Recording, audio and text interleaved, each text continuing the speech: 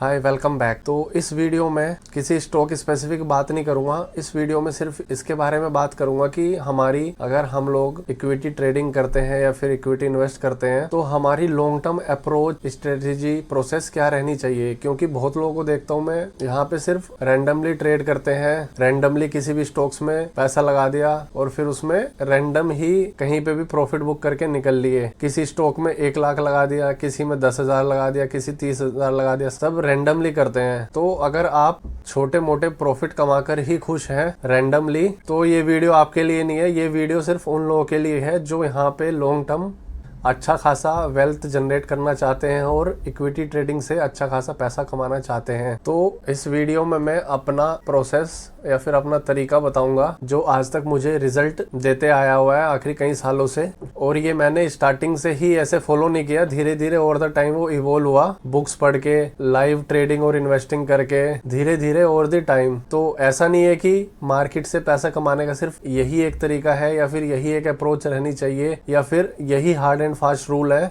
अलग अलग टाइप के इन्वेस्टर्स हैं मार्केट में जो अलग अलग तरीके से अच्छा खासा पैसा कमाते हैं। तो सबका अप्रोच अलग हो सकती है, सबका प्रॉफिट अर्न करने का तरीका अलग हो सकता है। तो वही मैं इस वीडियो में बताना चाह रहा हूँ कि आपको भी एक अपना अप्रोच, स्टाइल, स्ट्रेटेजी बना के चलनी होगी ओवर द लॉन्ग टर्म। और आइडियल अप्रोच कोई नहीं। अगर आप सोचोगे कि मुझे कोई एक आइडियल स्ट्रेटेजी वे मिल जाए जो कि सब फॉलो करते हैं उससे मैं पैसा कमा लूँ, वैसा नहीं है। 1000 तरीके के इन्वेस्टर्स, 1000 तरीके की अप्रोच और 1000 तरीके की स्ट्रेटेजीज हो सकती हैं। इस वीडियो में मैं आपको सिंपल कुछ चीजें बताने वाला हूँ, वो आपको ध्यान में रखते हुए फ्यूचर में इन्वेस्टिंग और ट्रेडिंग करनी है। तो सबसे पहले अप्रोच, सबसे पहला कंसेप्ट जो है, अगर मैं एक ब्लैंक डॉक्यूमेंट खोलता हूँ तो सबसे पहले आपको डिसाइड करना होगा कि कितने अप्रोक्स नंबर ऑफ स्टॉक्स आप ट्रेड करेंगे और हर एक स्टॉक में कितने % इन्वेस्ट करेंगे। अगर आप ये सोचते हैं कि जितने कम स्टॉक्स होंगे उतना ही ज्यादा प्रॉफिट होगा और जितने ज्यादा स्टॉक्स होंगे उतना ही प्रॉफिट कम आएगा, तो वैसा नहीं है। अगर मैं सर्च करूं यहाँ पे गूगल जेमिनाई पे, how many stocks does Peter lynch had in his portfolio and how much result CAGR he generated, तो यहाँ पे अगर आप देखेंगे तो number of stocks in his portfolio, एक टाइम तक 1400 स्टॉक्स भी इनके पोर्टफोलियो में थे, लेकिन जो 13 साल में इन्होंने CAGR जनरेट करी 29.2% CAGR जनरेट करी 13 ईयर्स तक लगातार, जो कि एक बहुत ही अच्छा नंबर है। तो इतने स्टॉक्स तो इनके पोर्टफोलियो में ग्रेजुअली बिल्ट होते गए जो ये फंड मैनेज करते थे उसमें। अगर मैं सर्च करूं how much concentrated in top stocks, तो 90% इनका फंड जो था टॉप 200 स्टॉक में पैसा लगा था। 90%, 5% से ज्यादा किसी एक स्टॉक में नहीं लगाते थे। अगर एक और सर्च करूं कि how many stocks in top 80%, तो जो 80% पैसा लगा था वो भी 100-120 स्टॉक के आसपास लगा हुआ था। उसके बावजूद भी इतनी बड़ी CAGR जनरेट करी। तो हमें इतने 100-120 स्टॉक तो नहीं रखने हैं, बट ये मैं एक एग्जांपल दे रहा हूँ कि ऐसा नहीं है कि ज्यादा स्टॉक्स रखने से प्रॉफिट कम जनरेट होता है। और हमारा बहुत ही कंसंट्रेटेड पोर्टफोलियो होना चाहिए, 4-5 स्टॉक्स। ये क्योंकि एक बड़ा फंड भी था, इस वजह से हो सकता है कुछ स्टॉक्स में इन्होंने पैसा डालते गए और ओवर द टाइम वो अच्छा परफॉर्म नहीं किए, तो उसमें से एग्जिट नहीं किया और बाकी स्टॉक्स में कंसंट्रेशन बढ़ती गई और वो भी पोर्टफोलियो में पड़े रहे। इस वजह से नंबर ऑफ स्टॉक्स बढ़ गए, बट फिर भी टॉप 100 स्टॉक्स में ही मोस्ट ऑफ द पैसा लगा था। तो यहाँ पे मेरा अब कहने का मतलब ये है कि तो हमें अपने पोर्टफोलियो में कितने स्टॉक्स रखने चाहिए, 3/33, यानी कि या तो टोटल 33 स्टॉक्स होने चाहिए, 3% एलोकेशन इन ईच, या फिर 4x25, 4 स्टॉक्स होने, 25 स्टॉक्स होने चाहिए, 4% इन ईच, या फिर maximum 20 stocks and 5% in each. तो मिनिमम 20 से लेके मैक्सिमम 33 ऑन एन एवरेज इस रेंज में स्टॉक्स होने चाहिए। अब काफी लोगों का एक क्वेश्चन आता है कि सपोज मुझे किसी स्टॉक में बहुत ज्यादा कन्विक्शन आ गई, मैं उसमें 15-20% पैसा लगाना चाहता हूँ और इसमें थोड़ी कम कन्विक्शन है तो इसमें 1-2-3% ही लगाना चाहता हूँ, 3% 4%। तो सबसे पहले मेरा कहना यह है कि आपके स्टॉक्स में,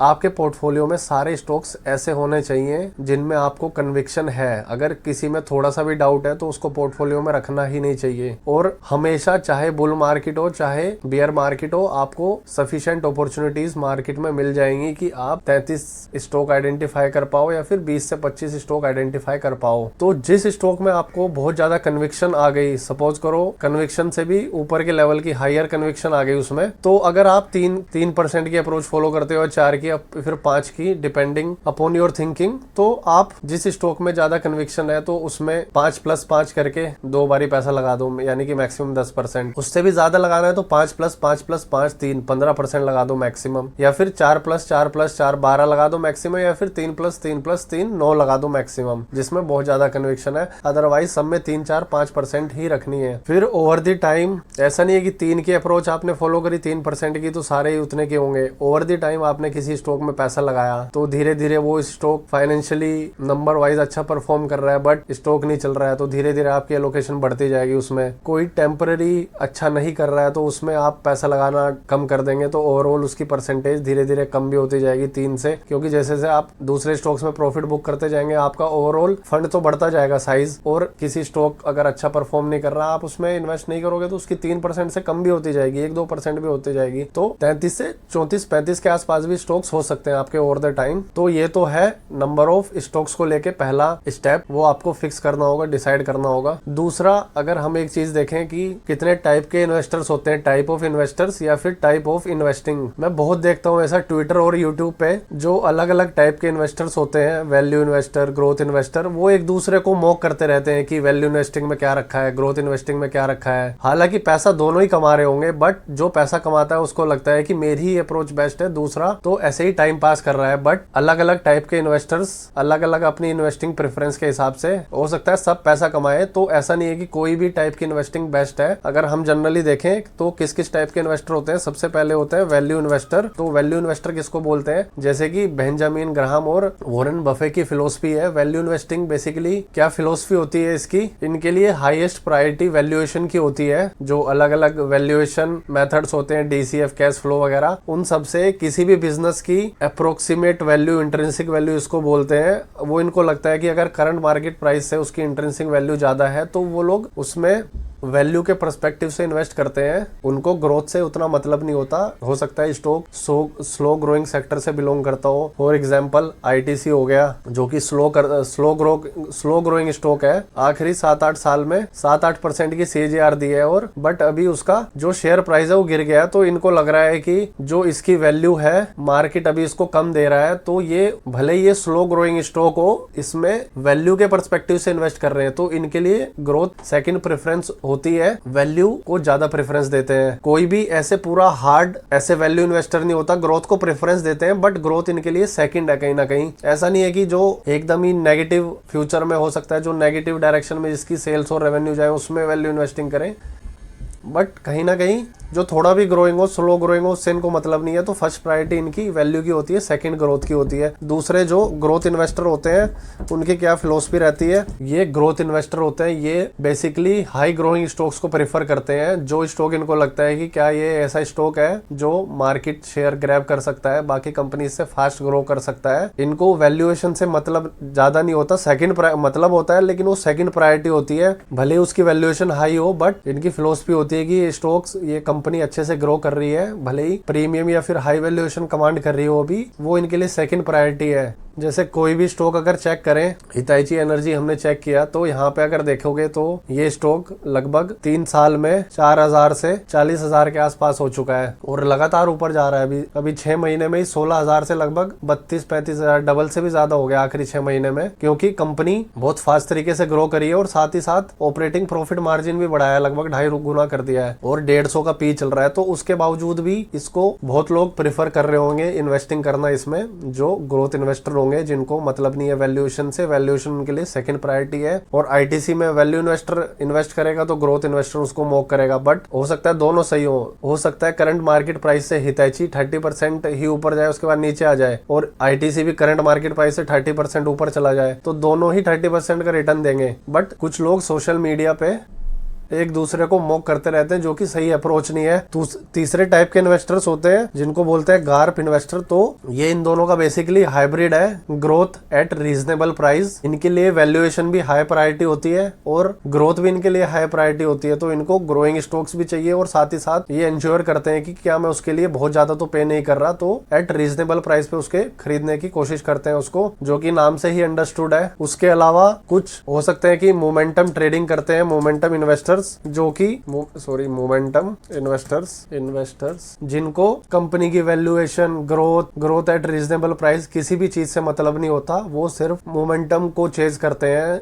सपोज करो कोई स्टॉक ब्रेकआउट दे रहा है, मतलब प्योरली प्राइस एक्शन के बेस्ड पे, जो चार्ट पे एक्शन होता है उसके बेस पे इन्वेस्ट करते हैं। यहाँ पे अगर मैं ये NICL का चार्ट देखूं तो इस स्टॉक में अगर देखें तो ऊपर से नीचे आया ये, और यहाँ पे आके इसमें अगर वॉल्यूम इनेबल करूं तो बहुत ज्यादा वॉल्यूम आई, उसके बाद फिर कुछ दिन नीचे आया और फिर सडनली बहुत वॉल्यूम आई। तो हो सकता है कुछ इन्वेस्टर्स इसको ट्रेड करें क्योंकि इस स्टॉक में मोमेंटम बन रहा है और काफी हाई वॉल्यूम के साथ बन रहा है। तो हो सकता है ये स्टॉक ऊपर जाए, तो उनको इससे मतलब नहीं है कि इसके फंडामेंटल्स कैसी है, वैल्यूएशन कैसी है, ग्रोथ कैसी है, स्टॉक में बिजनेस क्या करता है, रेवेन्यू क्या है। तो प्योरली बेस्ड ऑन मोमेंटम। तो ये लोग भी पैसा कमाते हैं, ऐसा नहीं है कि ये लोग नहीं कमाते। तो सबकी अलग अलग अप्रोच हो सकती है। कुछ उसके बाद होते हैं कॉन्ट्रेरियन इन्वेस्टर्स भी होते हैं, जो कि मार्केट से अलग अप्रोच रखते हैं। कॉन्ट्ररी, सपोज करो अभी IT स्टॉक्स बिल्कुल नहीं चल रहे तो सब लोग उससे एग्जिट कर रहे हैं, तो हो सकता है कोई कॉन्ट्रेरियन इन्वेस्टर हो जो उस पे अपोजिट बैट ले रहा हो कि सब अभी बियरिश है IT स्टॉक्स पे, बट उसको लगता है कि अगर वो अपोजिट बैट लेगा और उसके फेवर में अगर चीजें होंगी तो उसका रिस्क तो हाई है ही, बट रिस्क हाई होने के साथ उसको रिवॉर्ड भी हाई मिल सकता है। तो इस टाइप के इन्वेस्टर्स भी हैं, वो भी पैसा कमाते हैं। तो हमें अपनी साइकोलॉजी या फिर अपने जो बिहेवियर के हिसाब से जो भी हमें सूट करता है, जिसमें हम कंफर्टेबल हैं इन्वेस्टिंग करने से, वो अप्रोच हमें फॉलो करनी चाहिए। तो मेरा जो पोर्टफोलियो में खुद के स्टॉक्स होते हैं वो जनरली 70-80% तो मैं ग्रोथ एट रीजनेबल प्राइस, जो ऐसे स्टॉक्स जो सेल्स भी अच्छे से ग्रो कर रहे हो और ठीक ठाक वैल्यूएशन पे भी मिल रहे हो, मुझे लग रहा है कि ठीक वैल्यूएशन है, तो 70-80% जो मैं इन्वेस्टेड हूँ ऐसे स्टॉक्स में इन्वेस्टेड रहता हूँ। 10-12% ऐसे स्टॉक्स भी हो सकते हैं जो कि हाई ग्रोइंग हो और मुझे उनकी हाई वैल्यूएशन से ज्यादा फर्क नहीं पड़ रहा, मैं प्रीमियम वैल्यूएशन देने को भी तैयार हूँ। और कुछ ऐसे वैल्यू स्टॉक्स भी हो सकते हैं जो इतने हाई ग्रोइंग स्टॉक्स नहीं है, बट मुझे लग रहा है कि ये ठीक ठाक रिटर्न दे सकता है आने वाले टाइम में 25-30-35%। तो 10-12% में ऐसे स्टॉक्स में भी इन्वेस्टेड रहता हूँ। उसके अलावा मैं मोमेंटम और कॉन्ट्रेरियन इन्वेस्टिंग में बहुत कम इन्वेस्ट करता हूँ। कभी कभी अगर कोई ज्यादा अच्छी ट्रेड मिले तो कॉन्ट्रेरी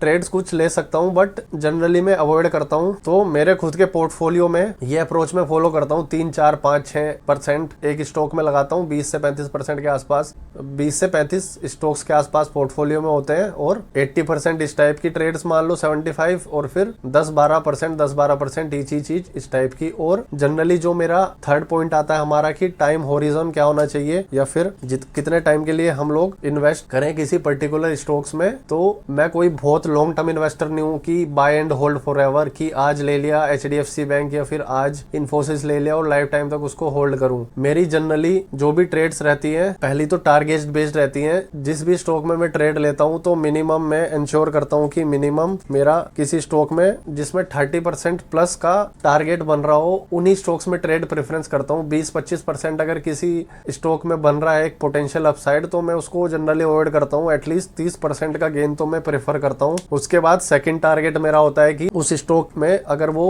नीचे है तो ऑल टाइम हाई तक जितना भी उसका पोटेंशियल गेन बन रहा है 30% से अगर ज्यादा हो, 40-50-60%, यानी कि करंट मार्केट प्राइस से ऑल टाइम हाई जाने तक जितना भी उसका स्कोप है उतने का टारगेट। या फिर ऑल टाइम हाई तो बहुत दूर है, उससे पहले ही 100% गेन मिल जा रहा है, तो मैं 100% गेन को फिर प्रेफर करूंगा। तो मोस्टली मेरा टारगेट रहता है 30% से लेके 100% या फिर ऑल टाइम हाई तक। और ट्रेडिंग होराइजन क्या रहता है, अगर 30% सपोज करो 3 महीने में आ गया तो मैं किसी स्टॉक से 3 महीने में भी निकल सकता हूँ, 1 महीने में भी निकल सकता हूँ। और मैक्सिमम मेरी जो ट्रेड्स होती हैं जनरली 3 या फिर 3.5-4 साल तक रह भी सकती हैं, कोई 1-2 साल तक रह सकती है। तो डिपेंड करता है कि सारे स्टॉक्स क्योंकि एक साथ नहीं चलते, तो सब अलग अलग टाइम पे अलग अलग साइकिल में प्रॉफिट देते रहते हैं। तो जिस स्टॉक्स में सपोज करो मैंने 25 स्टॉक्स में 4-4% पैसा लगाया, तो कुछ हो सकता है 2-3 महीने में प्रॉफिट बुक कर दिया उसने, तो फिर उससे जो कैपिटल आई वो दूसरी ट्रेड कहीं मिल रही है वो उसमें लगा दिया। तो ऐसे पैसा मेरा रोटेट होता रहता है। तो नंबर ऑफ स्टॉक्स का देख लिया, टाइप ऑफ इन्वेस्टिंग का देख लिया, टाइम होरिजोन का देख लिया और पोटेंशियल टारगेट का देख लिया। उसके बाद हमारी जो है कि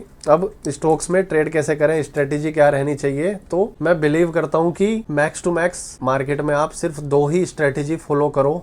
वो स्ट्रेटेजी या तो आपकी फंडामेंटल्स या फिर फाइनेंशियल रेशियो के बेस्ड पर हो सकती है कि किसी स्टॉक का पी रेशियो जब उसके एवरेज से नीचे आए और एवरेज पे वापस आ जाए तो उतने परसेंट के लिए मैं गेन के लिए मैं ट्रेड करूं, या फिर मैं ऐसे स्टॉक्स आइडेंटिफाई करूं जो कि सेल्स जिनकी जैसे कि CGCL खोले तो कैप्री ग्लोबल में, या मैं ऐसे स्टॉक्स को आइडेंटिफाई करूं जिनकी 3 साल की सेल्स ग्रोथ ज्यादा है, प्रॉफिट ग्रोथ ज्यादा है, बट स्टॉक CAGR कम है। या फिर मैं टेक्निकली चार्ट वाइज देख के कोई स्ट्रेटेजी आइडेंटिफाई करूं कि स्टॉक इतने परसेंट गिर गया और उसके फंडामेंटल्स इंप्रूव हो रहे हैं, तो फिर मैं यहाँ से यहाँ तक का गेन उसमें कैप्चर करूं। तो अलग अलग तरीके की 1000 तरीके की स्ट्रेटेजीज हो सकती हैं। आपको अगर ऐसा लगता है कि बहुत सारी स्ट्रेटेजीज में सीख लूं और फिर उनसे पैसा कमाऊं, तो ओवर द टाइम आप उतनी स्ट्रेटेजीज को ना ही तो हमेशा आइडेंटिफाई कर पाओगे, ना ही बैक टेस्ट कर पाओगे। तो मैक्सिमम मैं आपको सुझाव दूंगा कि मैक्सिमम 2 ही स्ट्रेटेजीज होनी चाहिए, और उसमें से भी एक स्ट्रेटेजी थोड़ी लॉन्ग टर्म के लिए होनी चाहिए, जिससे कि स्टॉक हमारे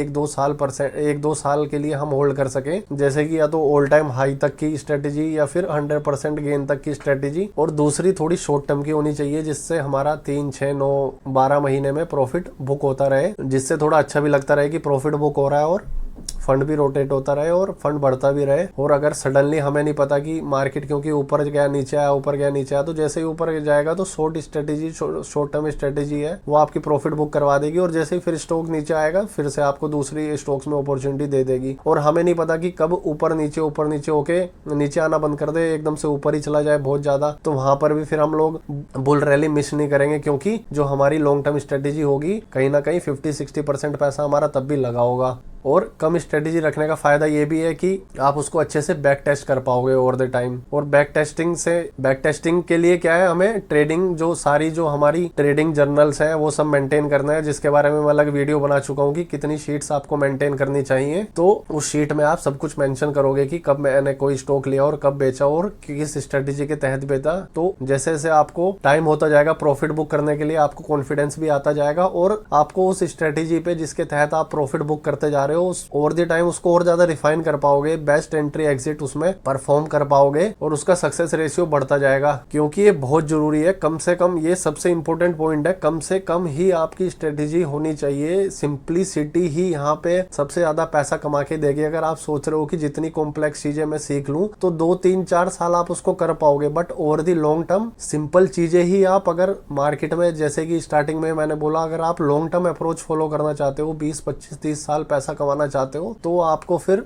यही सारी स्टेप्स फॉलो करनी चाहिए जो मैं बता रहा हूँ। क्योंकि जितनी सिंपल अप्रोच होगी आपकी, उतना ही ज्यादा आप स्केल कर पाओगे इस प्रोसेस को लाइफ टाइम। क्योंकि स्टार्टिंग में भले ही आप 1 लाख पे 1 साल में 20% रिटर्न कमाओ, आपको ज्यादा नहीं लगेगा क्योंकि 20,000 हुआ, बट फिर 10 लाख पे आप भी 2 लाख कमाओगे सेम 20%, और 1 करोड़ पे फिर 20 लाख कमाओगे। तो मार्केट की खूबसूरती यही है कि यहाँ पे एक बार आपकी स्ट्रेटेजी प्रूव हो जाए, आप सीख लो, उसके बाद आपको सिर्फ स्केल करना है। और स्केल आप तभी कर पाओगे जब आपकी स्टेप सिंपल हो, आप फोकस करो अपनी स्ट्रेटेजी पर ही, अपनी प्रोसेस पर ही। आपको डेली डिसाइड ना करना पड़े कि कितने स्टॉक्स में पैसा लगाऊं, कितने परसेंट लगाऊं, क्या इन्वेस्टिंग अप्रोच फॉलो करूं, क्या टाइम होरिजोन रखूं। आपकी स्ट्रेटेजी में सब कुछ मेंशन होना चाहिए कि कहां पे मैं प्रॉफिट बुक करूंगा। और कभी भी मार्केट में रिग्रेट नहीं करना है प्रॉफिट बुक करते हुए, क्योंकि आप रिग्रेट आपको हमेशा होगा। आपने अगर प्रॉफिट बुक कर लिया अपने टारगेट पे, तो ऐसा तो नहीं है कि उसके ऊपर नहीं जाएगा, उसके स्टॉक ऊपर भी जा सकता है। दूसरा, आप अगर 100% किसी स्टॉक में प्रॉफिट बुक करते हो और वो उसके बाद भी 3-4 गुना हो गया, तो भी आपको रिग्रेट होगा। तो मार्केट में रिग्रेट नहीं करना है, बस अपनी स्ट्रेटेजी के हिसाब से प्रॉफिट बुक करते जाना है, और सिंपल ये सारी स्टेप्स प्रोसेस के थ्रू फॉलो करते जाना है। और जिस दिन आपने इस मार्केट में जितना पैसा लगाया है, सपोज करो आपने जो आपकी खुद की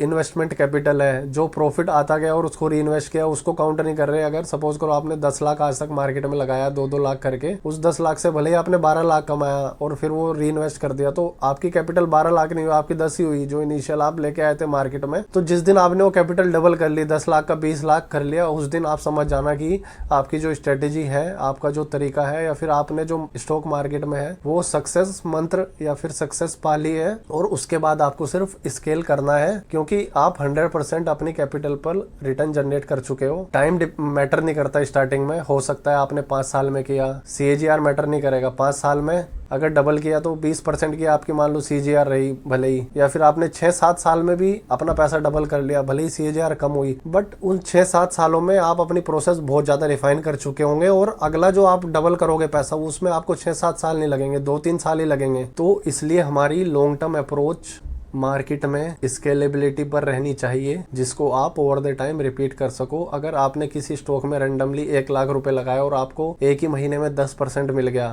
तो आपको इतनी खुशी नहीं होनी चाहिए उन 10,000 से, जितनी खुशी आपने एक स्ट्रेटेजी बना के किसी स्टॉक में इन्वेस्ट किया और 1 लाख लगाया और वो 4 महीने में उसने भले ही 10% दिया हो, बट आपकी स्ट्रेटेजी जो आपने बैक टेस्ट किया था, उसी स्ट्रेटेजी के तहत आपने ट्रेड ली और प्रॉफिट बुक किया। तो ये जो 10,000 आपने 4 महीने में बुक किया, ये आपको ज्यादा खुशी देना चाहिए, क्योंकि इसको आप फिर से रिपीट कर सकते हो और ओवर द टाइम स्केल कर सकते हो। और जब आप सही स्ट्रेटेजी बना लोगे, उसको फॉलो करोगे, तो आपको मार्केट में कौन सा हाइप स्टॉक चल रहा है, AI स्टॉक्स चल रहे हैं या चल रहे हैं, सबसे मैटर ही नहीं है। आप सिर्फ अपनी स्ट्रेटेजी के तहत इन्वेस्ट करते जाओगे, क्योंकि आपने पूरा बैक टेस्ट किया उसको। बियर मार्केट भी आएगा तो आपको डर नहीं लगेगा, क्योंकि आप पहले ही देख चुके हो कि लास्ट टाइम भी ऐसा ही हुआ था और उसके बाद फिर से स्टॉक ऊपर आया। तो ये आपकी टेंशन भी कम करेगा, आपका टाइम भी बचाएगा फ्यूचर में। और जो आप मोमेंटम स्टॉक्स में ट्रेड नहीं करोगे, उसके रिस्क से भी आपको कैपिटल बचाएगा। मार्केट में सबसे इंपॉर्टेंट चीज अपनी कैपिटल को प्रोटेक्ट करना है और मार्केट में टिके रहना है। अगर हम निफ्टी का चार्ट देखें आखिरी 2 साल में, सबको पता है कि आखिरी 2 साल में मार्केट में बिल्कुल भी रिटर्न नहीं दिया। सितंबर 24 के आसपास अपना हाई बनाया था। तो यहाँ पर सपोज करो कोई किसी स्टॉक में पैसा लगा रहा होगा या लगाया होगा किसी ने, और बिना अप्रोच के तहत लगाया होगा कि मार्केट अभी और ऊपर जाएगा, और एक ही स्टॉक में 40-50% पैसा लगा दिया होगा। तो 2 स्टॉक में, 2-3 स्टॉक में अपना सारा पैसा लगा दिया कि मार्केट भले ही थोड़े से यहाँ से ऊपर जाए तो मैं अपना पैसा बुक कर लूंगा, प्रॉफिट भले ही 5-7% होगा, बट मेरी पूरे कैपिटल में 5-7% मिल जाएगा कम टाइम में। उसके बाद ही मार्केट नीचे आ गया हो, तो या तो उस बंदे ने अपना लॉस बुक किया होगा, या फिर अभी उस प्राइस पर आने का वेट कर रहा होगा, या फिर यहाँ पर जब इस प्राइस पे फिर से आया था मार्केट, तो लगभग 1.5 साल के आसपास अपना पैसा वापस निकाल के मार्केट से गुड बाय कर दी होगी। तो कहने का मतलब ये है कि अगर हमें स्टॉक मार्केट से लंबे समय तक पैसा कमाना है, तो सबसे ज्यादा यहाँ पे टिके रहना है, जिसके लिए अपनी कैपिटल प्रिजर्व करके रखनी है। भले ही स्टार्टिंग में कम रिटर्न कमाओ, 10-12-15% ही कमाओ, सिर्फ इन्फ्लेशन को जस्ट बीट ही कर पाओ, बट टिके रहना बहुत इंपॉर्टेंट है। तो जो लोग आखिरी 2 साल में मार्केट में टिक चुके हैं, 25 जून 24 से अभी पूरे 2 साल हो गए लगभग, तो जो लोग अभी तक टिके हुए हैं वो बाकी लोगों से कहीं ज्यादा आगे हैं, जिन्होंने अभी तक अपनी कैपिटल कम नहीं होने दी, भले ही छोटा मोटा प्रॉफिट बुक करते गए या फिर ऊपर नीचे ही हो भले ही जरा से, बट वो 90-95% लोगों से बहुत आगे हैं अभी, क्योंकि इन्होंने ये जो ब्रूटल फॉल है ये भी देख लिया, और सबसे इंपॉर्टेंट बात है ये 2 साल का टाइम करेक्शन देख लिया, जो अच्छों के पसीने छुड़वा देता है और मार्केट से निकलवा देता है। तो ज्यादा पैसे कमाने का मंत्र है कि मार्केट में ज्यादा देर तक टिके रहना, क्योंकि अभी नहीं पता कि कब रैली आ जाएगी। तो अगर आप इन्वेस्टेड हो 2 साल से और आपका पैसा भी लगाया, तो आप 100% पैसा कमाओगे ही आने वाले टाइम में। लेकिन वो बंदा जो निकल गया इधर से जल्दी पैसे कमाने के चक्कर में, ज्यादा लालच के चक्कर में वो निकल गया, वो या तो हो सकता है नहीं आएगा, और अगर दोबारा मार्केट में आएगा तो फिर से जो बुल मार्केट की रैली आएगी उसके बाद आएगा, जब तक कि काफी लेट हो चुका होगा और फिर से यही टाइम करेक्शन का फेस आ चुका होगा। तो ये पहली बार ऐसा नहीं हो रहा, हमेशा ऐसा ही होता है मार्केट में। उससे पहले भी देखोगे तो अक्टूबर 21 से लेके मई 23 तक 1.5 साल तक फिर से ऐसे ही टाइम करेक्शन हुआ था। तो अगर हम टिके रहेंगे तो जरूर पैसा कमाएंगे। तो ये सारी स्ट्रेटेजीज या फिर ये सारी प्रोसेस आपको फॉलो करनी है। जो मेरे प्राइवेट पोर्टफोलियो एक्सेस और मेंटरशिप प्रोग्राम में जुड़े हुए हैं वो जानते हैं कि मोस्टली मेरा पोर्टफोलियो कैसा रहता है, कब मैं ट्रेड्स बुक करता हूँ और क्या अप्रोच में फॉलो करता हूँ। तो होप आप लोगों को मेरा इन्वेस्टिंग अप्रोच, ट्रेडिंग मेथड का थोड़ा आइडिया लगा हो। अगर आपको कोई डाउट है या फिर कोई कमेंट है इसके रिगार्डिंग, तो आप नीचे कमेंट कर सकते हो या फिर मुझे प्राइवेट व्हाट्सएप मैसेज कर सकते हो। जैसे ही मेरे पास टाइम होगा तो मैं आपकी क्वेरी सोल्व करने की कोशिश करूंगा। थैंक्स फॉर वॉचिंग, मिलते हैं अगली वीडियो में।